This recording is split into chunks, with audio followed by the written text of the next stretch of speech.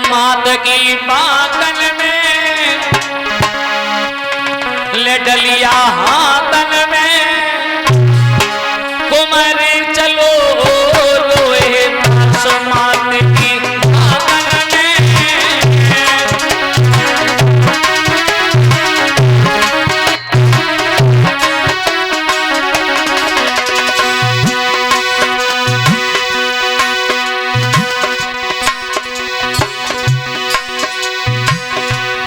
चले रोहितास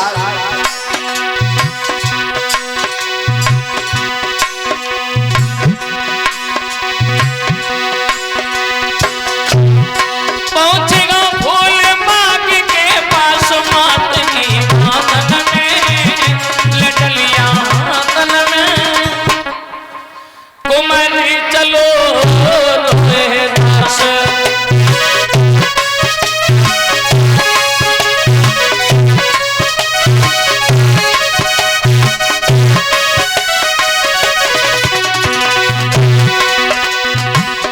जैसे ही रोहितास फूल लेने के लिए बाग में गए तब तक इधर विश्वामित्र ने देख लिया।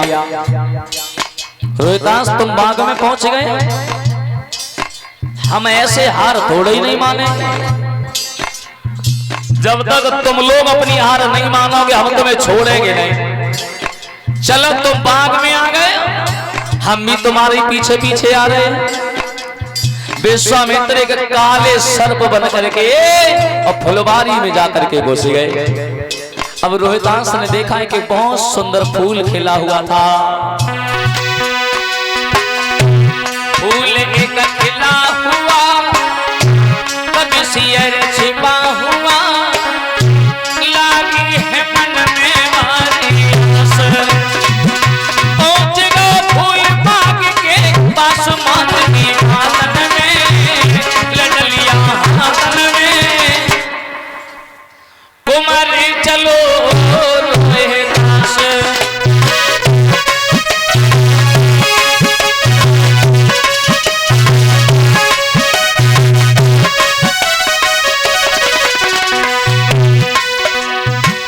जैसे ही रोहितास ने देखा एक बहुत सुंदर फूल खिला हुआ है और उसी फूल के पास में विश्वामित्र काले सर्प बन करके बैठे थे फूल तोड़ने के लिए। जैसे ही रोहितास ने हाथ आगे को बढ़ाया है तोड़ने में कौन इतने जब हंसे हाथों बढ़ाओ है। विश्वामित्र ने सर्प बन के उंगली में डस घाओ है।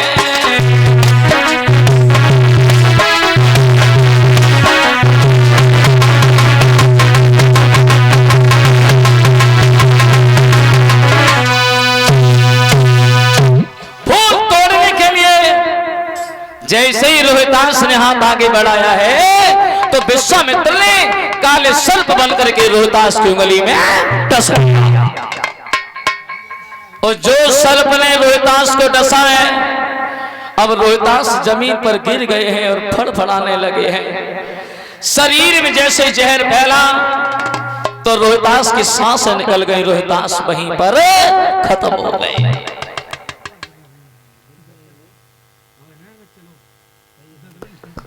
विश्वामित्र भाग पड़े, काशी की गलियों में आवाज लगा दी। भाई किसी का एक बहुत सुंदर लड़का था, वो बाग में फूल तोड़ने के लिए गया। उस बच्चे को किसी सर्प ने डस लिया है और जिस किसी का भी बच्चा हो वो बाग में जाकर के उठा करके ले आए।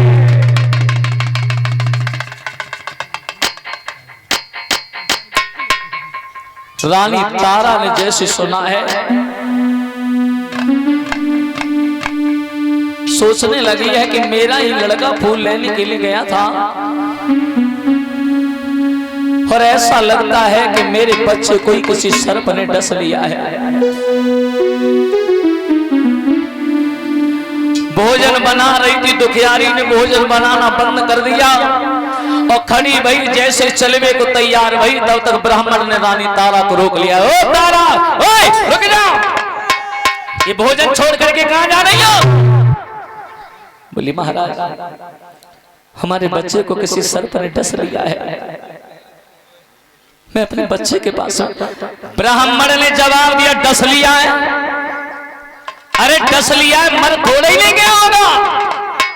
पहले भोजन बना रही थी, पहले भोजन बना, उसके बाद में भगवान का भोग लगा, तब तुम यहां से जाना। बैठ जाओ, बैठ जाओ।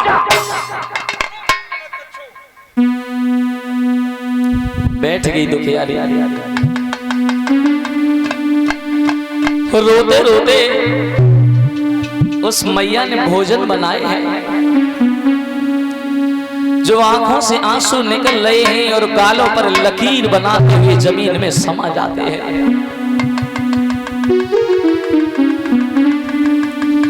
भोजन बनाने के बाद में भगवान का भोग लगाया, फिर हाथ जोड़ करके ब्राह्मण से एक बात पूछी है, महाराज अब क्या मैं अपने बच्चे के पास में चली जाऊं? ब्राह्मण बोले अब जाओ, जाओ। एक बात याद रखना, तुम्हारा लड़का अगर मर गया हो तो उसे उठा करके मेरे पास में नहीं लाना, वहीं जला देना कहीं। चली जाओ, चली जाओ।